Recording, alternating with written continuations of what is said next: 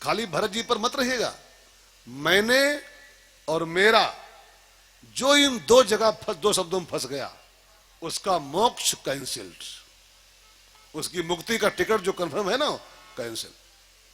फिर खाली गया करते रह जाओगे, तरेगा नहीं आदमी। मैंने बचाया है और मेरा बच्चा है, ये दो गलतियां भरत जी कर बैठे। और ये दोनों गलतियां ही इसलिए कह रहा हूं क्योंकि ना तो वो बचाए थे और ना उनका है वो। मैंने आपसे कल कहा था, याद है किसी को, बचाने वाला है भगवान, मारने वाला भी भगवान और बचाने वाला भी भगवान। वो बचाने पे आ जाए तो अनाथ से अनाथ प्राणी बच जाता है, और मारने पे आ जाए तो दिल्ली के एम्स में भर्ती रहो, एम्स में आईसीयू पीसीयू सीसीयू सब लगा रहे हैं, सब लगा रहे हैं। और मारने पे आ जाए तो दिल्ली का आईसीयू सीसीयू पीसीयू सब फेल हो जाएगा, सब फेल हो जाएगा। मैं मजाक नहीं कर रहा हूं, सही कह रहा हूं।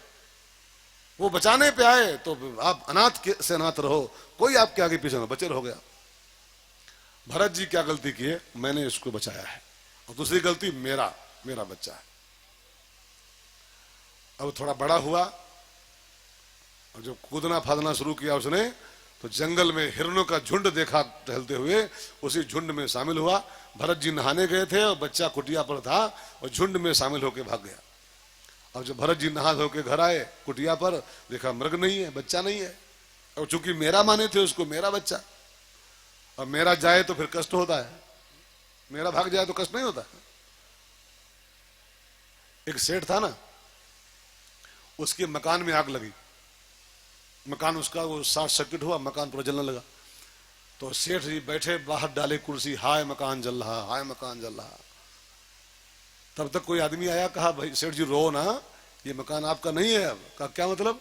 कहा आपके बड़े लड़के ने इस मकान को बेच दिया है, इसका सौदा हो गया है, पैसा भी पूरा मिल चुका है, और ये मकान आपका नहीं है, बिक चुका मकान है।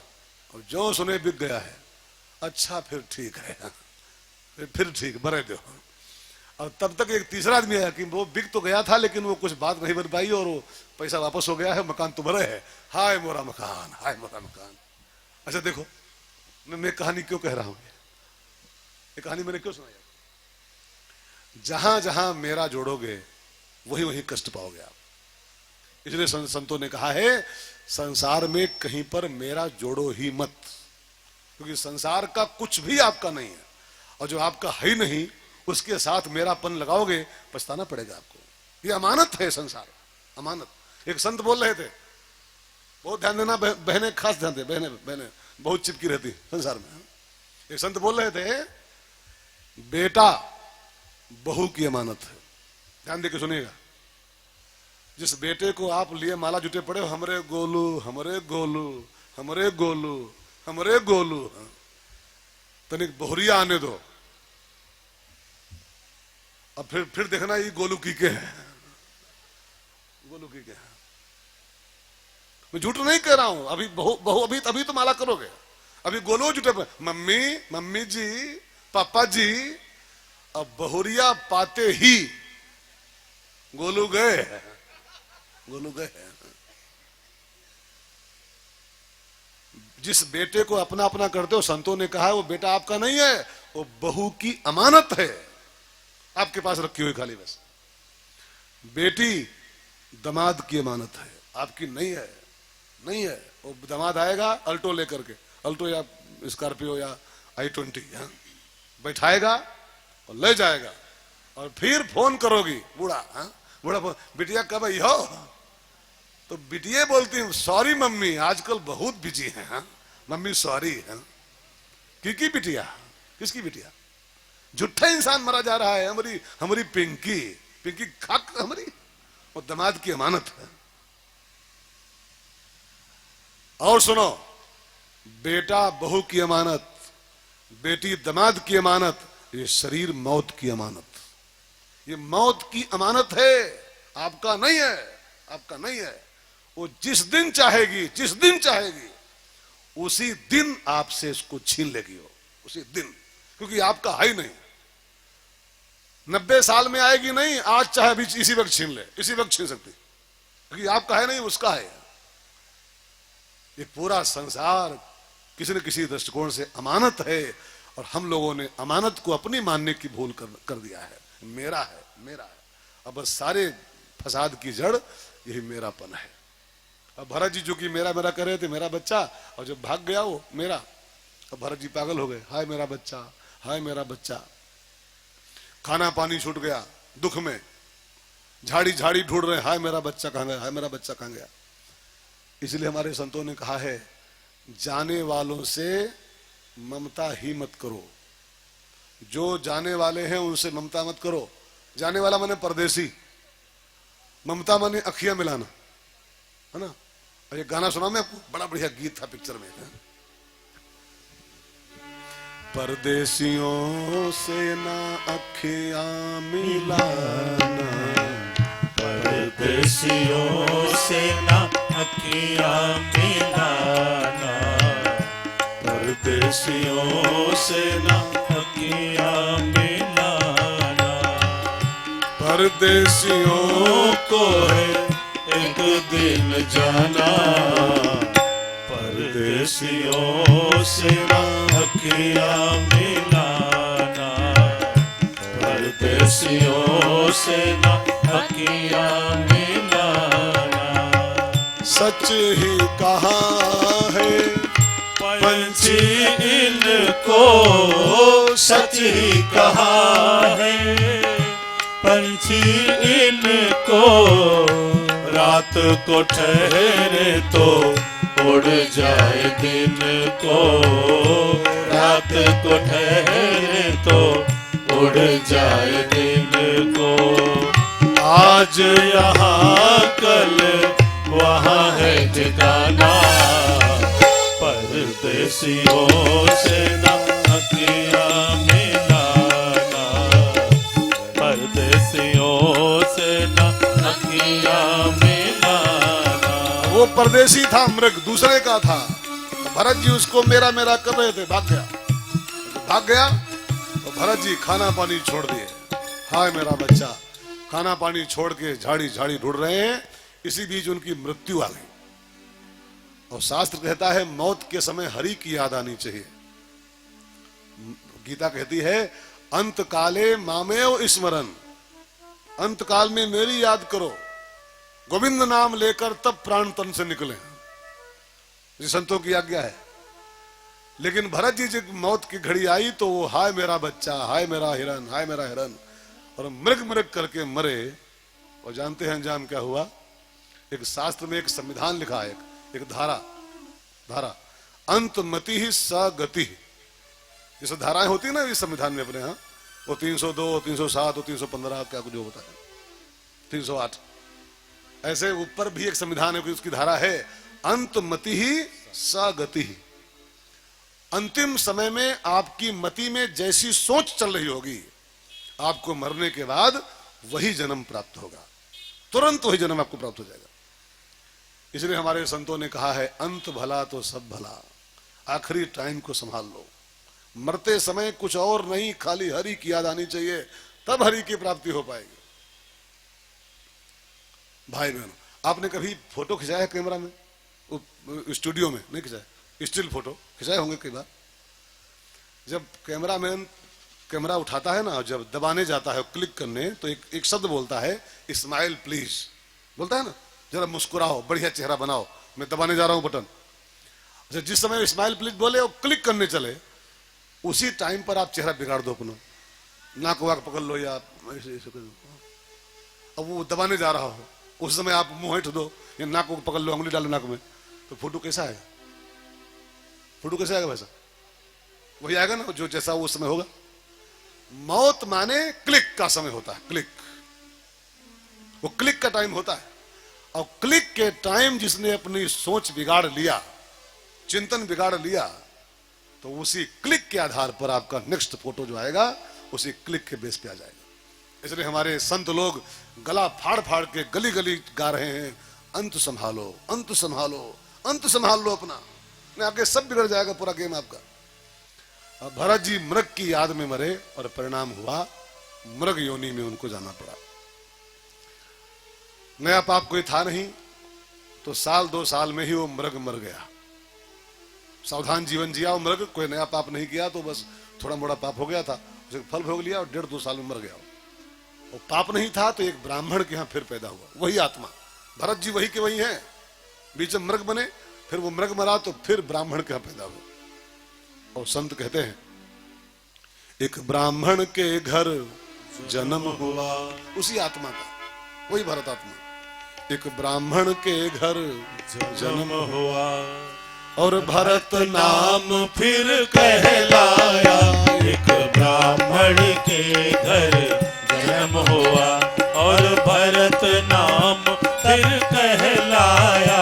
जब बड़ा हुआ कुछ समय समय, जब बड़ा हुआ कुछ समय समय, तब पूर्व ज्ञान इनको आया। जब बड़ा हुआ कुछ समय समय, तब पूर्व ज्ञान इनको आया। ब्राह्मण क्या पैदा हुए और बाई चांस इस बार भी इसका नाम रखा गया भरत। भरत भी भरत बन के पैदा हुए फिर से। अब थोड़ा बड़े हुए तो चूंकि ज्ञान था पहले का, पाप था नहीं कोई, ज्ञान था तो इनको पहले की सब बात याद आ गई। भरत था, मुक्ति पाने के लिए, भगवान को पाने के लिए सब छोड़ छाड़ के जंगल में निवास किया था। वहां जाके एक पशु से मोहब्बत कर बैठा, एक पशु से लगाव कर बैठा, तो उस लगाव कारण मुझको एक बार पशु बनना पड़ गया बीच में। जिससे लगाव करो वही बनना पड़ जाता है। अब भगवान ने फिर ये अपॉर्चुनिटी दिया है, मौका दिया है, अब की बार मुझे किसी से लगाव ही नहीं करना है। जिससे लगाव करो वही जन्म मिल जाता है। ध्यान देना, जिससे लगाव करोगे वही जन्म मिलेगा, क्योंकि वही मरते मरते याद आएगा। कई लोगों को अपनी भैंसिया से बड़ा, भैंसिया से, मोरी भैंसिया 56,000 रुपया की। हाँ, और भगवान न करें जो मरते मरते भैंसिया को याद आए गई, हाय मोरी भैंसिया, तो चाहे कितने माला किए हो, चाहे कितने 4 धाम किए हो, अगर मरते मरते भैंस याद आई तो पड़वा बने, पड़वा बने। कोई दुई राय इसमें नहीं, पड़वा बने। कई लोगों को अपनी मैडम से बड़ा लगाव होता है, अपनी मैडम जी से। रब ने बनाया मुझे तेरे लिए और तुझे मेरे लिए, दिन भर गाना गाते हैं, तुम्हें ना देखूं तो चैन मुझे आता नहीं। हा? भगवान न करे जो कहीं उनके पहले मौत हो गई, मैडम पहले, और बहुत लगाव रखोगे तो वही याद आएंगी, मैडम है। और जो मैडम मरते मरते याद आए गई तो अगले जन्म में गोरी है कलाइयां, तो ला दे मुझे हरी हरी चूड़ियां, गाना गाओ कहीं बैठ करके।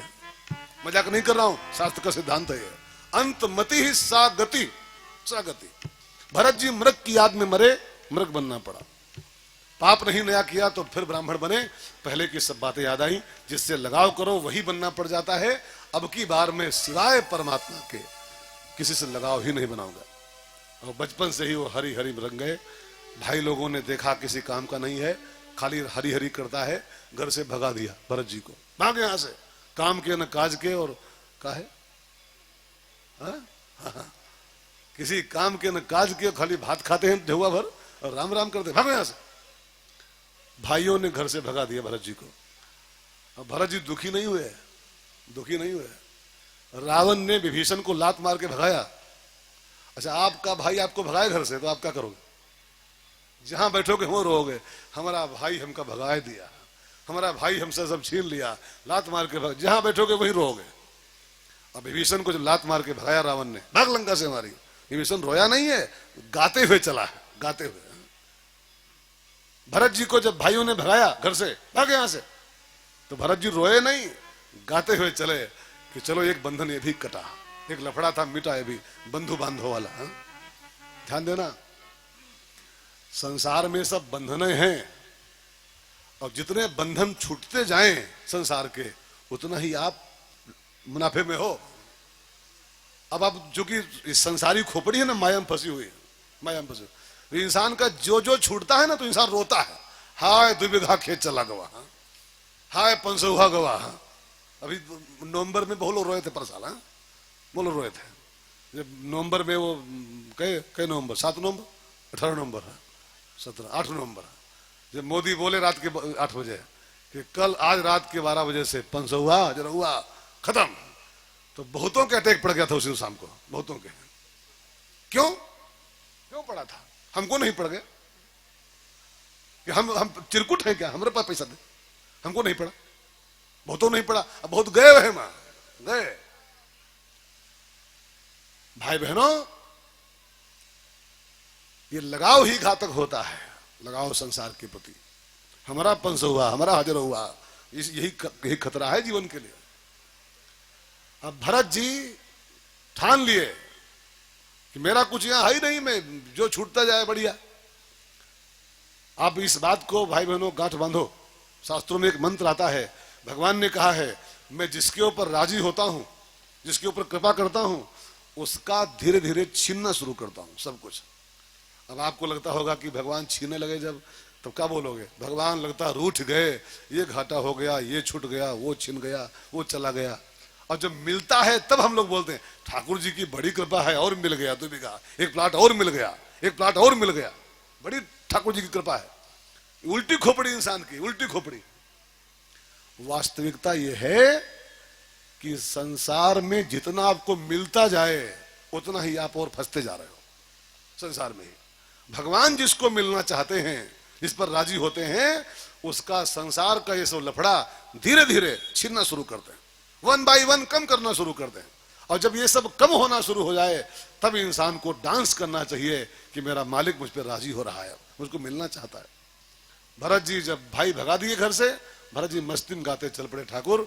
एक लफड़ा ये भी गया भाई बंधु वाला, और मस्ती में गाते चले। रास्ते में रहुगण नाम का राजा मिला, रहुगण। भरत जी उसको दिव्य ज्ञान दिए हैं और परमहंस वृत्ति का स्वीकार करके भरत जी परम धाम की यात्रा किए।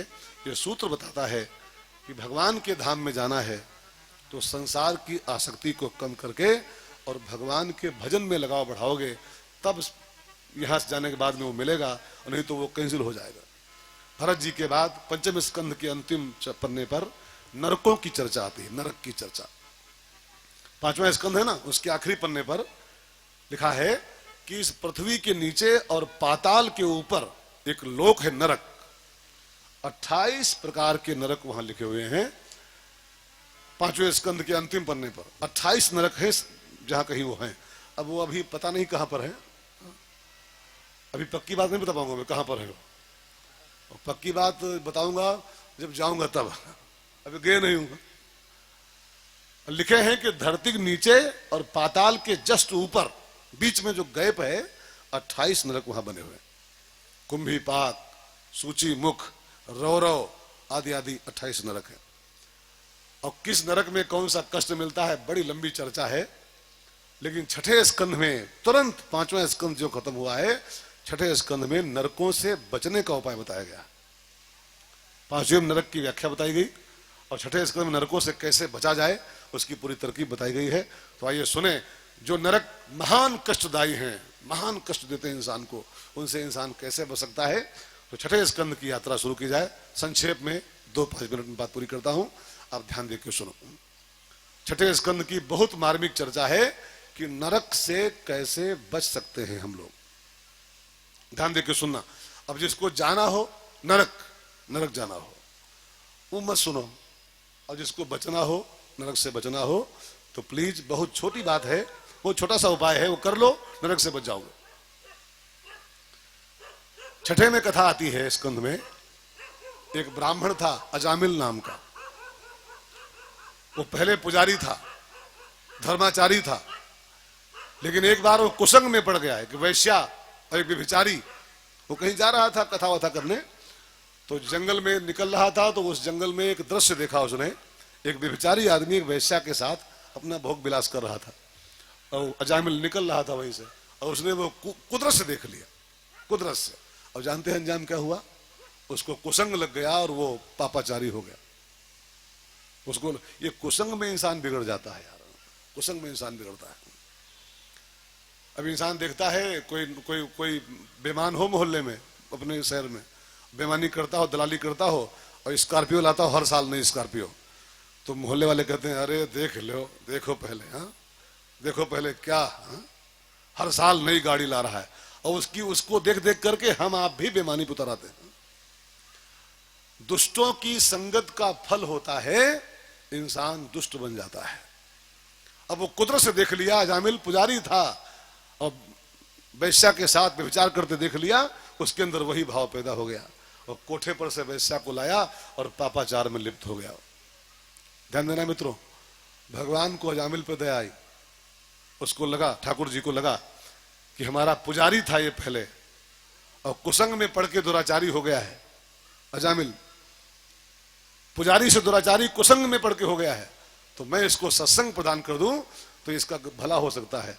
तो भगवान की कृपा से अजामिल के घर पर कुछ महात्मा पधारे और महात्माओं ने अजामिल की जब सेवा प्राप्त की, रोटी वोटी उसकी खाई, भोजन पानी पाया उसके यहाँ, तो जाते समय संतों ने एक आशीर्वाद दिया, अजामिल तूने हमारी बड़ी सेवा किया है, एक मेरा वरदान तेरे लिए है कि तेरे यहाँ बहुत जल्दी एक बेटा होने वाला है, ये पुत्र होगा और उसका नाम रखना तुम नारायण, तो तुम्हारा बेड़ा पार हो जाएगा। अब संतों के आशीर्वाद से अजामिल के यहाँ 10वां बेटा हुआ, 9 उसके थे पहले से, 10वां बेटा हुआ और संतों की आदेश के अनुसार उसने नाम रखा उस बेटे का नारायण। अब जानते हैं क्या हुआ? बुढ़ोती का बेटा था, खाते पीते उठते बैठते सोते जागते नारायण का नाम बेटे के बहाने उसकी जिह्वा पे आना शुरू हो गया। ये सत्संग का फल देखिए, कुसंग में पड़ के डूब गया था पापों में और सत्संग पा गया तो बेटे का नाम नारायण धर लिया और सोने जाए नारायण आओ सो जाओ, खाना खाने बैठे नारायण आओ खाना खाओ, नारायण आओ नहाओ, और बात बात में नारायण नारायण शुरू हुआ उसके जीवन में। और जानते हैं अंजाम क्या हुआ? जमराज के दूत उसको लेने जब आए, जमदूत, और जब उसको मार मार के, पापी तो था ही पहले से हो, और जब मार मार के जमदूत उसके प्राण निकालना शुरू किए, तो अजामिल अपने बेटे का नाम लेके चिल्लाया, नारायण बचाओ, नारायण हमको पीट रहे हैं, बचाओ हमको। और मरते मरते उसने भगवान नारायण का नाम ले लिया, नारायण का नहीं अपने बेटे का नाम लिया, नारायण बचाओ। और नारायण का नाम लेते ही भगवान के दूत आ गए, जमदूतों को मार के भगाया और अजामिल जो बेटे के बहाने राम राम कर रहा था, प्रभु का नाम ले रहा था, विमान में सवार किया और परम धाम लेके चले गए उसको। नरक की यात्रा उसकी पक्की थी, जमदूत उसके लिए आ चुके थे लेने के लिए, लेकिन प्रभु का नाम ले लिया जिह्वा से, धोखे से नाम ले लिया और नरक जाते जाते बच गए। नरक से परम धाम की यात्रा उसकी हुई। तो नरक से बचने का उपाय इस कथा में यही मिल रहा है कि नरक से बचना है तो भगवान का भजन करो, राम का नाम जपो, सुबह जपो शाम जपो, आते जपो जाते जपो। जो राम का नाम लेता है भाव से जपो, कुभाव से जपो, मन से जपो चाहे बेमन जपो, बस राम राम जपोगे तो राम के नाम में वो क्षमता है कि अजामिल के ऐसे पापी को भी नरक से बचा करके परम धाम की यात्रा कराती है। तो आपको बचा लेगा भगवान का नाम। बस शर्त क्या है कि आते भी राम बोलो, जाते भी राम बोलो, आते भी राम बोलो, जाते भी राम बोलो, आते भी राम बोलो, जाते भी राम बोलो, आते भी राम बोलो, जाते भी राम बोलो। तुम जब भी मुंह को खोलो, तुम जब भी मुंह को खोलो, बस राम राम बोलो, आते भी राम बोलो, जाते भी राम बोलो, आते भी राम बोलो, जाते भी राम बोलो, आते भी राम बोलो, जाते भी राम बोलो।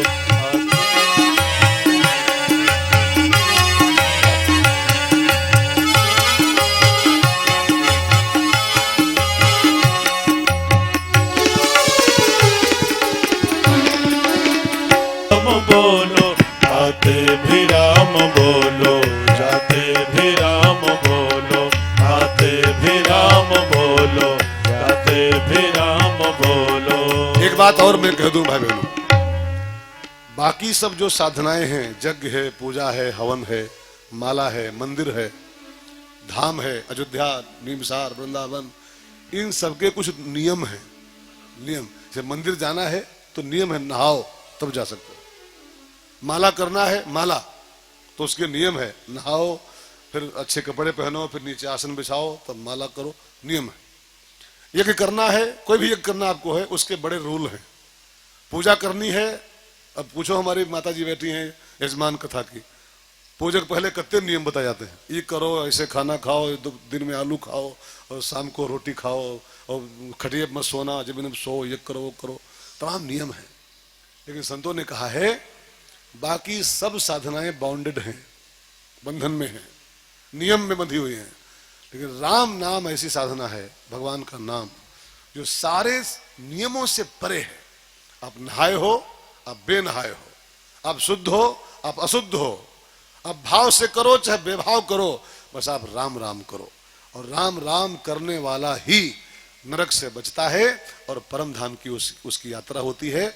अजामिल की कथा इसी बात का सबूत है कि नरक से बचना है तो राम का नाम जपो, नहाए बेनहाए जपो, शुद्ध अशुद्ध जपो, राम का नाम जपो बस। सो भाई बहनों, 7वें स्कंध में बड़ी प्यारी कथा आती है प्रहलाद जी की। आज की अंतिम कथा मैं आपको सुनाने जा रहा हूं, लास्ट कथा। 7वां स्कंध आरंभ हो रहा है भागवत का, और प्रहलाद जी की बड़ी दिव्य कथा है तो ऐसे कथा लंबी, लेकिन मैं आपको विदिन 10 मिनट 10-15 मिनट के अंदर ये कथा पूरी करने चल रहा हूं। आज की लास्ट कथा और बड़ी दिव्य कथा, बड़ी प्यारी कथा है, भक्त प्रहलाद का पावन चरित्र है, इसका श्रवण आप ध्यान देकर करो। लेकिन ये कथा मैं आपको सुनाऊं प्रहलाद जी वाली, आज की अंतिम कथा, उसके पहले थोड़ा सा 2 मिनट ध्यान दो। आज की आखिरी बात सुनाऊं उसके पहले, कोई कहे गोविंदा कोई गोपाला, कोई कहे गोविंदा कोई गोपाला, कोई कहे गोविंदा कोई गोपाला, कोई कहे गोविंद कोई गोपाला, मैं तो कहूँ सांवरिया बांसुरी वाला, मैं तो कहूँ सावरिया बांसुरी वाला, मैं तो कहूँ सांवरिया बांसुरी वाला, मैं तो कहूँ सावरिया बांसुरी वाला।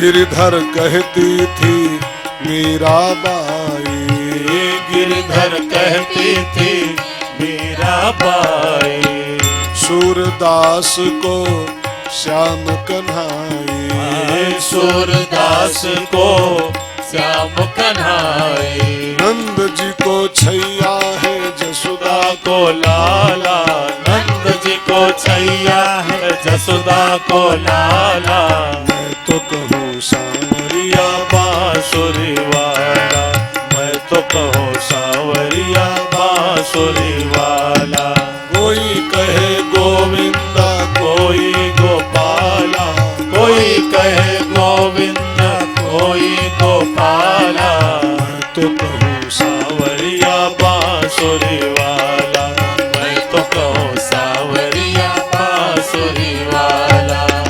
भागवत का 7वां स्कंध प्रहलाद जी की बड़ी दिव्य कथा से युक्त है, ध्यान देकर सुन लो थोड़ी देर और। आपने अभी सुना था, अभी कुछ देर पहले भगवान ने वाराह रूप लेके हिरण्याक्ष नाम के दैत्य को मारा और पृथ्वी को पानी के बाहर निकाला। सुने हो भी आप? हिरण्याक्ष का एक छोटा भाई था, उसका नाम था हिरण्यकश्यप। जब उसने खबर पाई कि भगवान विष्णु ने हमारे बड़े भैया का मर्डर कर दिया है, मेरे बड़े भाई को मार दिया है, तो वो छोटा भाई था, चूंकि उसके अंदर इंतकाम की भावना पैदा हो गई। विष्णु ने मेरे बड़े भैया को मारा है, मैं अपने बड़े भाई की मौत का बदला चुकाऊंगा, विष्णु से संग्राम करूंगा, उसको मारूंगा। लेकिन उसके गुरु जी ने कहा, बेटा हिरण्यकश्यप, शुक्राचार्य जी उसके गुरु थे, हिरण्यकश्यप तुम जिस विष्णु से लड़ना चाहते हो, जानते हो वो अमर है, और अमर से लड़ने वाला अमर ही होना चाहिए पहले, और तुम हो मरने वाले, वो अमर है, तुम जीत पाओगे उसको। उससे लड़ना है तो पहले जाओ तपस्या करो, और तपस्या करके ब्रह्मा जी से मांगो कि मैं अमर हो जाऊं, तब तुम टक्कर ले पाओगे। अब गुरुदेव की आज्ञा से हिरण्यकश्यप अमर होने की भावना लेकर के तपस्या में गया, मैं अमरता मांगना चाहता हूं। और ब्रह्मा जी की बड़ी कठिन तपस्या की हिरण्यकश्यप ने। देखो तपस्या तो कठिन है, लेकिन मांगना क्या चाहता है? मरूना। ध्यान देके सुनिएगा, मैंने आपसे शायद परसों नरसों कहा था, जिसके कल ही शायद कहा था, जो मरू ना की कोशिश कर रहा है वो अंदर से राक्षस। इतिहास पढ़िए, जो जो राक्षस हुए हैं सबने बड़ी कठिन तपस्या किया है, लेकिन जब देने वाला आया तो उनसे मांगे यही है कि वरदान दो, हम मरे ना, हम मरे ना। रावण ने तपस्या किया और जब ब्रह्मा आए तो रावण ने क्या मांगा? हम काहू के मरे न मारे, हमें कोई मार न पाए। हिरण्यकश्यप बड़ी कठिन तपस्या किया, ब्रह्मा जी वरदान देने आए। ब्रह्मा जी की मजबूरी होती है, वरदान को देना ही पड़ता है। जैसे राज्यपाल की मजबूरी होती है, राज्यपाल महामहिम की, कि जिसकी कर्नाटक में 113 सीट आ जाएगी, राज्यपाल को 7 झोंक नाच करके उसके मन का होए छे न होए। राज्यपाल की ये मजबूरी है कि 113 सीट जो ले आएगा उसको शपथ ग्रहण कराना ही पड़ेगा, उनके मन का हो चाहे न हो, करना ही पड़ेगा।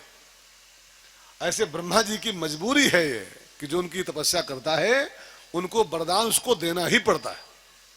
हिरण्यकश्यप ने इतनी कठिन तपस्या की, ब्रह्मा जी आए, मांगो भैया क्या चाहिए। अब मैं कर्नाटक आ गया, आज वहां देख रहा था मैं सवेरे, बेचार हम लोग माथा मार कर रहे हैं। पहले खुशी थी कि चलो काम बन गया, लेकिन बाद में लगा कि भाई काम बिगड़ा चल रहा है। हालांकि बनेगा, अभी वहां बड़ी बड़ी खुपड़ियां बैठी हैं, कुछ लगाएंगे वहां। खैर वो हमारा विषय नहीं, छोड़ो उसको, वो दूसरा विषय हो जाएगा।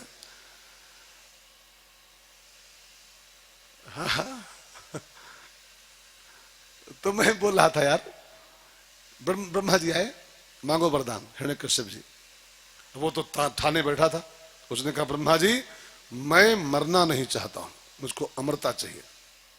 अब ब्रह्मा जी के सामने ये समस्या है कि ब्रह्मा जी अमरत्व दे नहीं सकते किसी को, उनके पावर में नहीं है। उन्होंने कहा भैया I am sorry, I don't have that power, मेरे पास ये पावर नहीं मैं किसी को अमर कर दूं, और अमर होना इस संसार में संभव नहीं है। अब जो काम संभव नहीं वो कैसे दे पाऊंगा मैं? आया है सो जाएगा, राजा रंग फकीर, सबको मरना है इस संसार में, तुम कैसे अमर हो सकते हो? लेकिन तपस्या किए हो, मैं तुमको एक छूट दे सकता हूं विशेष कोटे से कि मरना पड़ेगा, लेकिन जैसे मरना चाहो वैसी मौत मांग लो, जैसे मरना चाहो तो, इतनी छूट मेरी ओर से। तब उसने गूगल अपना ऑन किया, 4G, हाँ, और 4G ऑन करके और गूगल में सर्च किया, तब मांगा कि क्या मांगू कि न मरूं। और जानते हो क्या मांगा उसने? ऐसे नहीं मांग रहा, गूगल ढूंढ के मांग रहा है। न भूमाओ न अंबरो, न धरती में मरूं और न आसमान में मरूं, न घर के भीतर न घर के बाहर, न दिन में न रात में, न किसी मनुष्य के हाथों न किसी पशु के हाथों, न किसी हथियार से, और न इन 12 महीनों में। जो 12 महीना होते हैं कामन, चैत बैसाख जेठ, इसमें 12 महीनों न मरो। ब्रह्मा मुस्कुराए कि गूगल में सर्च कर रहा है, बचने के लिए गूगल में ढूंढ रहा है। तो ब्रह्मा ने कहा बेटा 2-4 कंडीशंस और डालने हो डाल लो, फिर मैं लॉक करने जा रहा हूं। तो उसको लगा कि इतना बहुत हो गया है, न भीतर न बाहर, न दिन न रात, न धरती न आसमान, न मनुष्य न पशु, न हथियार, न 12 महीना। उसको लगा पक्का हो गया, इतना बहुत है, का लॉक करो साहब, बहुत है इतना। ब्रह्मा जी लॉक कर दी, तथास्तु। अब हिरण्यकश्यप को लगा मैं बच गया, अब मैं नहीं मरूंगा, मैं बच गया, न भीतर न बाहर, न दिन न रात, कैसे मरूंगा? अब इंसान जो इस भूल में आता है मैं मरूंगा नहीं, बस त्यों ही वो गलत रास्ते पर चल पड़ता है। मौत को भूलने के कारण ही इंसान अपराध की दुनिया ज्वाइन करता है। मौत को नित्य याद रखो कि क्या पता आज ही, क्या पता आज ही। हमारे संतों ने कहा है सवेरे उठते ही, आंख खुलते ही 2 चीजों की नित्य याद करनी चाहिए। आंख खुलते ही 2 चीजों की, कौन को? एक मौत को और दूसरे श्री भगवान। एक आंख खुलते ही, जागते ही पहले मौत की याद करो कि क्या पता आज हमारा लास्ट डेट है। सुबह उठते ही पहला काम यही सोच लो कि क्या पता हमारी आज शाम तक मृत्यु हो जाएगी। मौत की याद कर लो, फिर पूरा दिन आपका बीत जाएगा अच्छे काम करके, बुरा काम नहीं होगा। हम आप गड़बड़ करते हैं कब कि अब ही थोड़ो मरेंगे, अब ही थोड़ो, हाथ दिखाए थे पंडित जी को, तो पंडित जी बताए थे कि तुम 90 साल जियोगे। हाँ? पंडित जी खाक बताएंगे कोई यार? ये सब भूल मत पालना। हाँ, एक पंडित जी थे ज्योतिषाचार्य, भविष्य वक्ता। तो किसी राजा के राज्य में पहुंचे और देखे हस्तरेखा वगैरह और पूरा फ्यूचर और सब बता दें उसका। तो कोई मंत्री राजा का था, वो भी वो पंडित जी को मिल के आया। बड़े अच्छे भविष्य वक्ता हैं, सबकी फ्यूचर की बातें बताते हैं। तो राजा साहब के पास आया मंत्री, वो कहा महाराज एक पंडित जी आए हैं, इतने बढ़िया भविष्य वक्ता हैं, वो फ्यूचर के ज्ञाता हैं, सब पढ़ देते हैं कल क्या होगी, परसों क्या होगा, नरसों क्या होगा। तो राजा साहब को लगा कि ये सब भ्रम में फंसे लोग हैं, कौन जानता है कल क्या होगा यार, कौन जानता है कल क्या होने वाला है? कोई जानता है? कोई माई का लाल ब्रह्मांड में पैदा नहीं हुआ जो कल क्या होने वाला है बता सके। ऐसे बताओ, 8 नवंबर 17 रात को 9 बजे 8:30 बजे दुनिया में कितने पंडित हैं? टीवी खोलो चैनल, तो हर चैनल में बाबा एक बोलते मिलेगा, फलाना ये होने वाला है, वो होने वाला है। इतने पंडित भारतवर्ष में हैं भविष्य बोलने वाले, कोई क्यों नहीं बोला 1-2 घंटा पहले कि अभी रात को 9 बजे मोदी पंचसभा बंद करने वाला है? हा? तब उनका भविष्य कहां चला गया था? कोई पंडित बोलता कि भैया जो कुछ हिसाब किताब कर लो अपना, कल बंद होना नोट रहा है। कोई कुछ नहीं जानता है, जानते होते तो सब तैयारी कर ले अपनी यार। खैर, तो वो राजा साहब को लगा कि बड़ी चर्चा है, ये सब भ्रम में जी रहे हैं सब हमारे राज्य के लोग, कौन जानता है कल क्या होने वाला है। तो राजा साहब ने कहा बड़े अच्छे पंडित जी हमको कल बुलाओ, उनसे कल हम मिलेंगे सवेरे। टाइम फिक्स हो गया पंडित जी के पास, 9 बजे दरबार में आओ। और महाराज जी जो थे वो सबके भ्रम को ठीक करने के लिए एक प्लान बना लिया। पहले उन्होंने 2 लड़के ठीक किए, तय किए, जल्लाद, और कहा वो पंडितवा जो एंट्री करे दरबार में तो वो पकड़ के गरेबान और 10 थप्पड़ मारने चटाचट। अब पंडित जी बहुत खुश हो गए आए कि राजा साहब के जा रहा हूं, आज माल काटूंगा चकाचक, 11,000 मिलने वाला है हमको आज। और जब एंट्री किए वो लड़के फिट थे, पकड़े गले बांध पंडित जी का, 20 थप्पड़ लगाए चटाचट। अब साहब सन्न किए, इतने बड़े विद्वान पंडित भविष्य वक्ता, और उनको महाराज जी पिटवा दिए। तो पंडित जी बोले महाराज जी काहे पिटवाए हमको?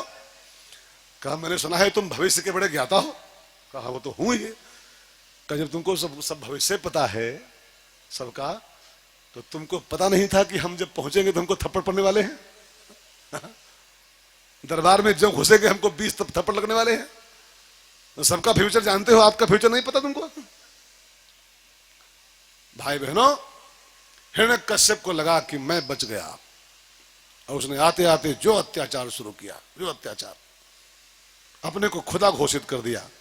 हाहाकार मच गया पूरे संसार में, यज्ञ हवन सब बंद हो गए, देवता भूखे मरने लगे, भगवान की शरण में आए। भगवान ने कहा देवताओं एक ही रास्ता मुझे दिखाई पड़ रहा है, हिरण्यकश्यप के यहाँ हमारा एक भक्त पैदा होने वाला है, प्रहलाद। उसकी पत्नी गर्भवती है और उसने सत्संग किया है नारद जी का, उसके पेट में बच्चा है, वो मेरा परम भक्त होगा। वो भक्ति करेगा तो ये उसको मना करेगा, ये उसको परेशान करेगा, और जिस दिन मारने की चेष्टा करेगा मेरे प्रहलाद जी को, इसी बहाने में इस पापी का उद्धार कर दूंगा।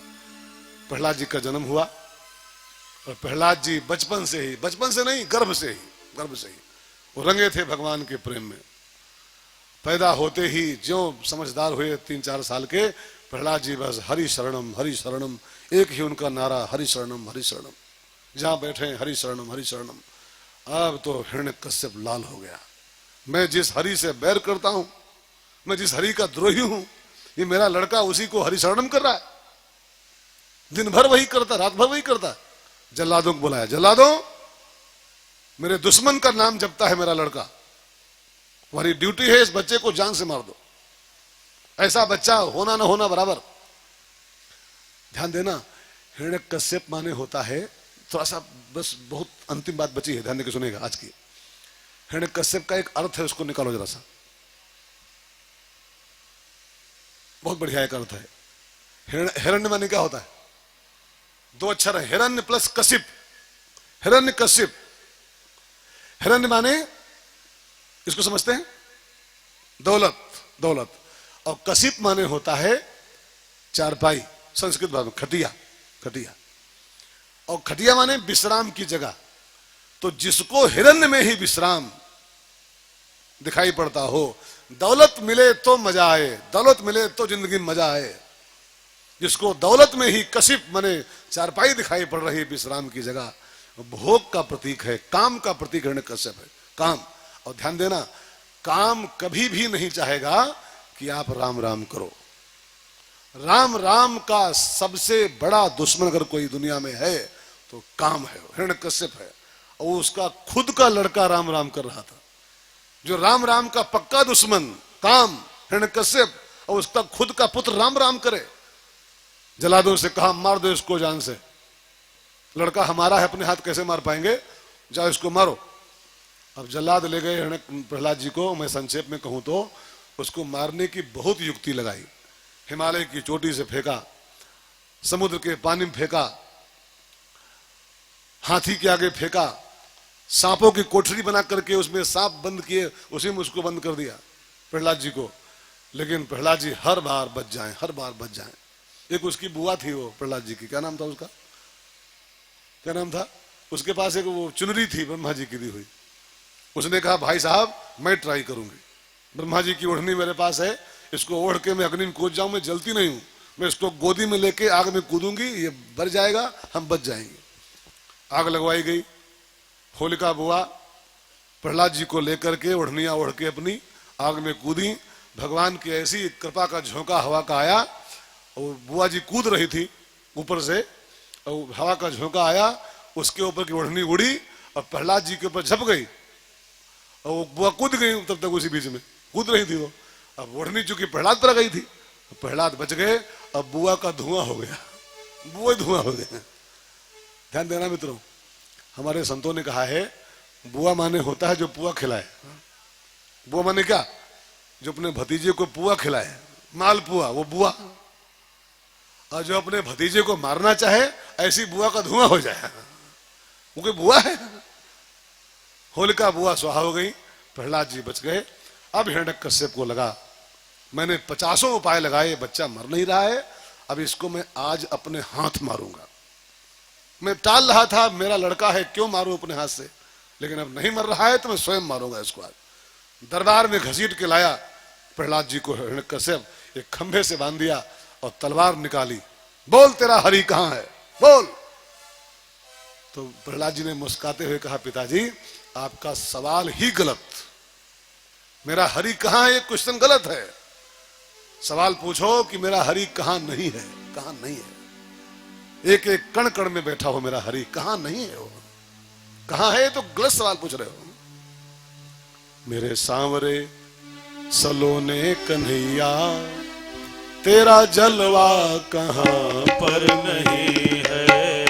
मेरे सांवरे सलोने कन्हैया तेरा जलवा कहां पर नहीं है। तेरा जलवा कहां पर नहीं है, तेरा जलवा कहां पर नहीं है। तेरा जलवा कहां पर नहीं है। तेरा जलवा कहां पर नहीं है। मेरे सांवरे सलोने कन्हैया तेरा जलवा कहां पर नहीं है।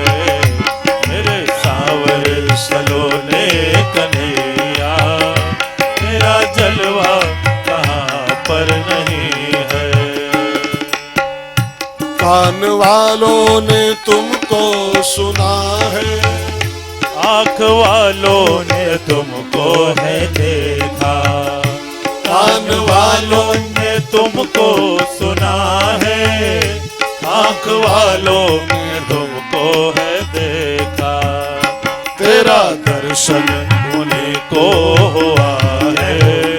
तेरा दर्शन उन्हीं को हुआ है जिनकी आंखों पे पर्दा नहीं है।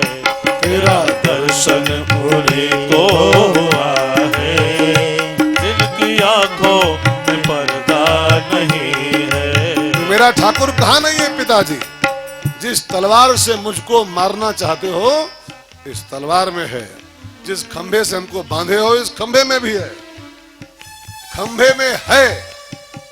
ये बात प्रहलाद जी के मुंह से जो निकली, खंभे में भी है। हिरण्यकश्यप गदा उठाया, खंभे में है तो बिल्कुल है, मैं खंभा भी फाड़ डालूंगा और तेरे हरि को निकालूंगा इसके अंदर से और तुझको तेरे हरि को भी ठीक करूंगा। और खंभा पर गदा प्रहार किया। अब खंभे में राम, खंभे में हरि है कि नहीं है छोड़ो, लेकिन प्रहलाद ने कह दिया कि खंभे में है। भक्त बोल दे कि यहां है तो भगवान को फिर वहां आना ही पड़ता है, आना ही पड़ता है। अब कोई ये मत मानना कि हिरण्यकश्यप को मारने के लिए खंभे से आए थे। हिरण्यकश्यप को मारने के लिए उनको आने की जरूरत नहीं पड़ती यार। लिखा है भगवान की एक बार खाली भौं हिल जाए, भौं, भौं समझते हैं ये भ्रकुटी, तो भ्रकुटी विलास जासु लय होई। खाली एक बार भौं हिला दे पूरा संसार स्वाहा 1 मिनट के अंदर। उसको मारने के लिए खंभे से आना पड़ा, हिरण्यकश्यप को मारने के लिए ना। खंभे से भगवान को क्यों आना पड़ा? भक्त ने कह दिया खंभे में राम है इसलिए आना पड़ा। बाकी हिरण्यकश्यप को मारना उनके लिए चुटकी खेल था, चुटकी का। प्रहलाद जी ने कह दिया खंभे में है तो भगवान को आना ही पड़ेगा। खंभा फटा और नरसिंह गोस्वामी का अवतार हुआ। भगवान का मुंह शेर का है और भगवान का जो नीचे का धड़ है वो मनुष्य का है। नर और सिंह का मिक्सचर, नर और सिंह। नरसिंह माने, नरसिंह माने वो भगवान तो है छोड़ो, नरसिंह माने होता है पुरुषों में शेर, और जो शेर जैसा पुरुष होता है नरसिंह माने शेर जैसा आदमी। हिरण्यकश्यप को वही मार सकता है। हिरण्यकश्यप को मारने के लिए भगवान नरसिंह गोस्वामी बने। क्यों? ये संदेश ठाकुर जी के। हिरण्यकश्यप माने काम, और काम को मारना आम के बस की बात नहीं है। काम तो कोई जो शेर होगा वही उसको मार पाएगा। सबके बस का है काम को मारना। ये काम वासना जो इंसान की है, ये हिरण्यकश्यप ये ऐसे मरती है क्या? इसके लिए शेर बनना पड़ता है। जो पुरुष शेर जैसा जीवन बना पाएगा वही इस काम जैसे राक्षस को मार पाएगा। हिरण्यकश्यप का भगवान ने उद्धार किया है। और फिर प्रहलाद जी का राज्याभिषेक किया। फिर भगवान नरसिंह गोस्वामी प्रहलाद जी की गद्दी करने के बाद संसार से चले गए हैं। और हिरण्य नरसिंह गोस्वामी के जाते ही भागवत का जो 7वां स्कंद है यहीं पर समाप्त होता नहीं है, समाप्त जबरदस्ती किया जा रहा है, जबरदस्ती। मैं सच बोला हूं ना, ये कथा कम से कम 2.5 घंटे कथा है प्रहलाद जी वाली, ठीक से कहे जाए तो। और उसको हमने कहा है 15-20 मिनट के अंदर, तो समाप्त हुआ नहीं है, समाप्त किया जा रहा है। क्योंकि अब कितना बोलेंगे, 11:15 होने वाला है ना। राधे गोविंद गोविंद राधे राधे राधे गोविंद गोविंद राधे राधे राधे गोविंद गोविंद राधे राधे राधे गोविंद गोविंद राधे गोविंद राधे राधे गोपाल राधे गोविंद राधे राधे गोपाल राधे गोविंद राधे राधे गोपाल राधे गोविंद राधे राधे गोपाल राधे राधे राधे गोविंद गोविंद राधे राधे राधे गोविंद गोविंद राधे राधे राधे गोविंद गोविंद राधे राधे राधे गोविंद गोविंद राधे। बोलो सच्चिदानंद भगवान की जय। भागवत गुणावतारम संसार सारम भुजगेन्द्रहारम सदा बसंतम हृदयारविंदे सदा बसंतम हृदयारविंदे भव भवानी सहितं नमामि नमामि कर्पूरगौरं करुणावतारं संसारसारं भुजगेन्द्रहारं। ओम जय जगदीश हरे स्वामी जय जगदीश हरे। भक्त जनों के संकट नाश जनों के संकट में दूर करे। ओम जय जगदीश हरे। जो ध्यावे फल पावे दुख बिन से मन का, स्वामी दुख बिन से मन का। सुख संपत्ति घर आवे, सुख संपत्ति घर आवे, कष्ट मिटे तन का। ओम जय जगदीश हरे। मात पिता तुम मेरे शरण गहो किसकी, स्वामी शरण गहो किसकी। तुम बिन और न दूजा, प्रभु बिन और न दूजा, आस करूं मैं जिसकी। ओम जय जगदीश हरे। तुम पूर्ण परमात्मा तुम अंतर्यामी, स्वामी तुम अंतर्यामी। पार ब्रह्म परमेश्वर, पार ब्रह्म परमेश्वर, तुम सबके स्वामी। ओम जय जगदीश हरे। तुम करुणा के सागर तुम पालन करता, स्वामी तुम पालन करता। मैं मूरख कल कामी, मैं सेवक तुम स्वामी, कृपा करो बरता। ओम जय जगदीश हरे। दीन बंधु दुख हरता तुम ठाकुर मेरे, स्वामी तुम रक्षक मेरे। अपने हाथ उठाओ, अपनी शरण लगाओ, द्वार पड़ा तेरे। ओम जय जगदीश हरे। विषय विकार मिटाओ, पाप हरो देवा, स्वामी कष्ट हरो देवा। श्रद्धा भक्ति बढ़ाओ, श्रद्धा प्रेम बढ़ाओ, संतन की सेवा। ओम जय जगदीश हरे। ओम जय जगदीश हरे। स्वामी जय जगदीश हरे। भक्त जनों के संकट, दास जनों के संकट, क्षण में दूर करे। ओम जय जगदीश हरे। ओम जय जगदीश हरे। ओम जय जगदीश हरे।